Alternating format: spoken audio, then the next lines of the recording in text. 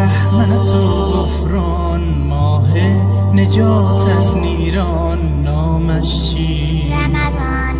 نامش چی؟ رمضان.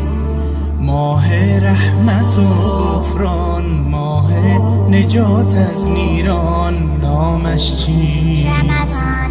نامش چی؟ رمضان.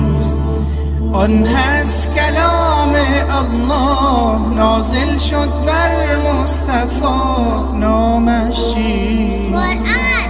نامش چی؟ قرآن. آن هست کلام الله نازل شد بر مصطفی، نامش چی؟ قرآن. نامش چی؟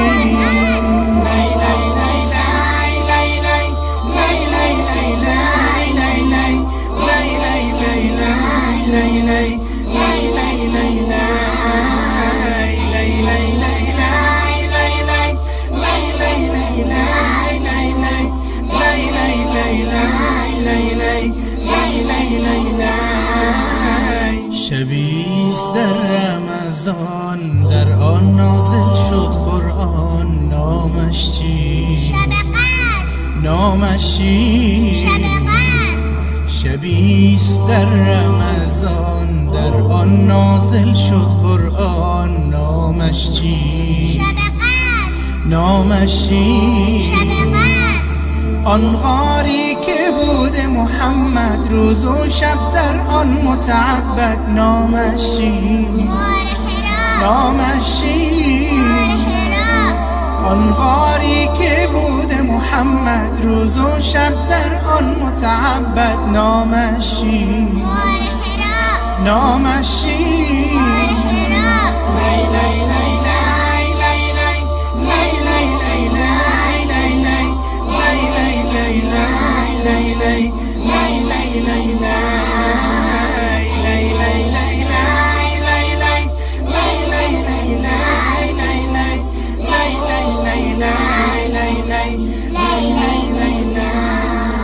نازل کرد بر مصطفی، قرآن آورد از بالا، نامش چیست؟ جبریل. نامش چیست؟ جبریل. نازل کرد بر مصطفی، قرآن آورد از بالا، نامش چیست؟ جبریل. نامش چیست؟ جبریل.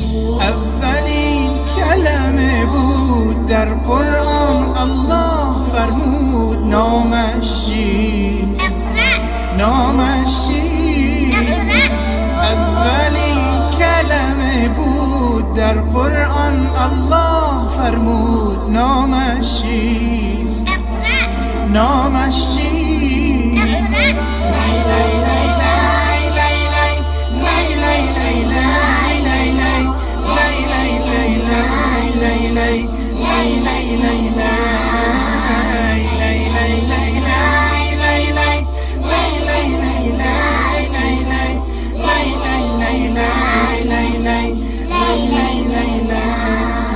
یا الله حب قرآن در دلهای ما گردان، در راه دین و ایمان ما را قبول بگردان، در جنات خدایی بده ما را تو جایی، راضی باش از ما یا رب در هر روز و در هر شب.